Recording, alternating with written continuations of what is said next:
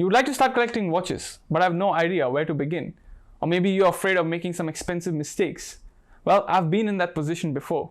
So today we're going to talk about some of the mistakes a new watch collector should avoid when starting his collection, his or her collection. Welcome to Wine on the Move. My name is Sakib and I love to talk about watches and travel, mostly watches.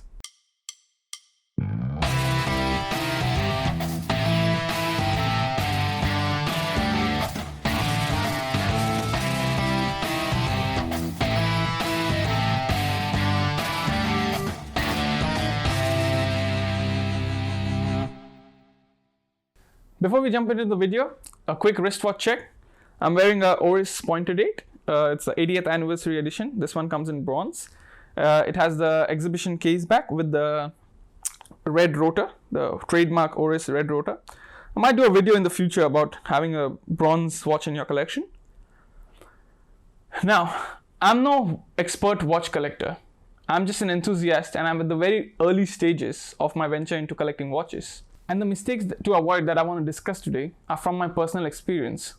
And I want to share them so that the people who are trying to get into this amazing hobby of watch collecting can avoid the same blunders. The first point I would like to discuss is avoiding impulse purchases. Now, this mistake doesn't just apply to rookie watch collectors, but is a problem also for experienced watch collectors. But it's much more important for beginner watch collectors to avoid this, because if they do buy a particular watch and in a few weeks or months they regret buying that watch, it might put them, it's potentially might put them off the hobby as a whole. My first luxury watch was an impulse purchase. It was an Omega Planet Ocean. In the moment, it felt so right when I was buying it. But a month into it, I knew that it wasn't for me. Nothing against the watch, but I mean, it's a beautiful watch, but it just wasn't for me.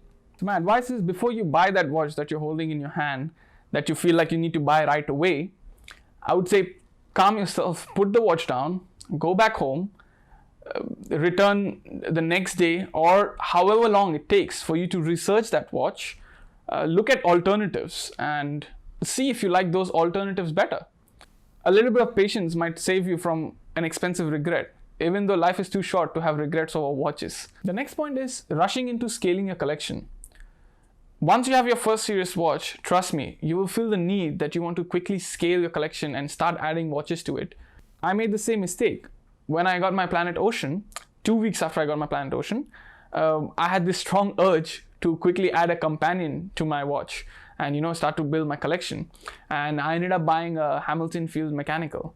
Now, I don't regret this decision. I still have that watch and it's a perfect travel watch for me. But what I'm trying to say here is that before you start to scale your collection and build it, it is important to build the idea of what you want your collection to look like. Build a taste of the kind of watches that you like and try out several watches, read about them and understand why you like these particular watches. And just to point out, the price of the watches does not matter. The watches could be $100, but if you love them, that's the only thing that should matter. It's up to personal preference. There are people who only go for vintage watches because they have a lot of character. There are other people who only collect Rolex divers, like Rolex Submariners, like different iterations. You need to build the idea of what you want your collection to look like.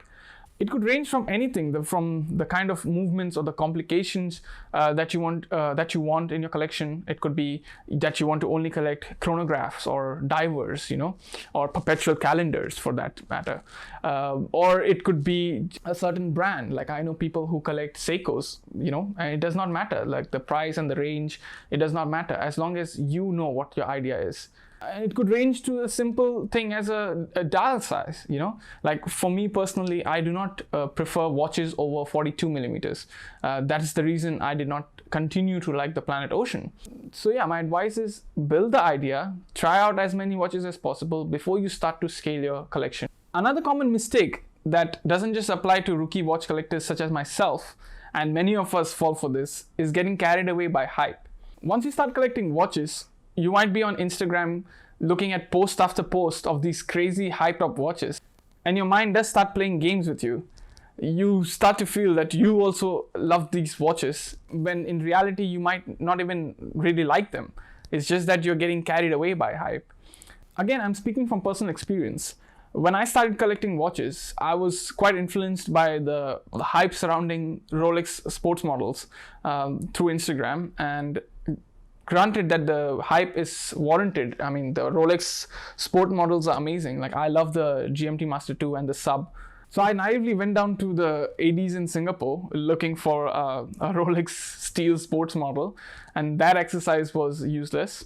They didn't even have wait lists. They had interest lists, and I knew that my name would never come up on those interest lists because those are only for, they are really regular customers or people who buy a lot of watches from them. So I did put my name in Dubai for a Rolex Submariner with an AD there, and my name did come up luckily 2 months after I put my name down, and I bought the watch. The point I'm trying to make here is that buying these hyped up watches that you see on Instagram, if you love them, it's not a problem. But paying those massive premiums, like for example for Daytona, the premium is what, like 13,000-14,000 over the retail right now. Rather than paying those astronomical premiums, I would suggest taking that money and giving the business to a AD where they have several other brands other than those waitlisted brands, the watches that you want, and over the space of a few months, buy 1 or 2 watches from that AD. And this does 2 things. You add new watches to your collection with the money that you are willing to pay for the premium, and you build a relationship where the AD might end up calling you for that waitlisted watch that you want. I know it will take more time, but it will be worth it. The next point is a bit contentious. It's not to buy watches as investments. Now, give me a second to explain this. There are watches out there that are really good investments, like a 5711 or a Daytona, if you can get them at retail. But there's very few number of collectors that can actually get these at retail. But the issue from my viewpoint is that to keep your watch collecting hobby pure, you should only buy watches simply because you love them and not because they make good investments. There are also watches, mostly Rolexes and Pateks, that we might love and make good investments, or that you don't have to worry about them losing their value, because sometimes we do want to sell a watch and sell a watch for another watch, and we don't want to take a huge hit. I completely understand that. But my advice is that just don't keep the investment value at the top of your priority list when you're making your next purchase. I'm guilty of buying a watch as an investment as well. January of this year, I was seeing that the Explorer II 16570 polar dial was going up in value, and I was presented with an opportunity to buy this watch at a very good price. And I did buy this watch as an investment. Now, a week into having this watch with me, I fell in love with this watch. It was my daily watch, and 2 weeks later I ended up selling this watch because I got an offer that I couldn't resist. Now, I was in love with this watch, so I had to buy it again, and I did end up buying it again. And this time the investment was not my priority.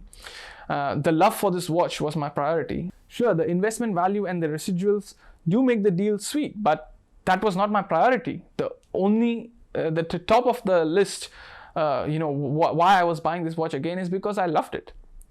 I mean, there are people who can keep this separate. I mean, if you can afford to keep your separate private collection and where you're never going to sell these watches, and you can have a collection where you buy watches just as investments, if you can afford to do that, I would say go ahead. But for me and many of us like me out there, because of monetary constraints, we can't afford to do that. So I would much rather buy watches just because I love them and not because they are good investments. Motivation behind any watch purchase should be the love for the watch and not the investment value. And last but not the least, don't forget to have fun, as this passion of collecting watches, first and foremost, should be something that you enjoy doing and have fun doing.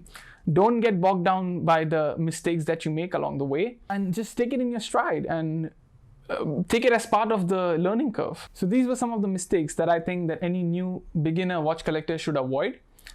If you think that you have some other good advice that I did not mention, or if you don't agree with some of the points that I made, please do mention in the comments down below and we shall discuss it there.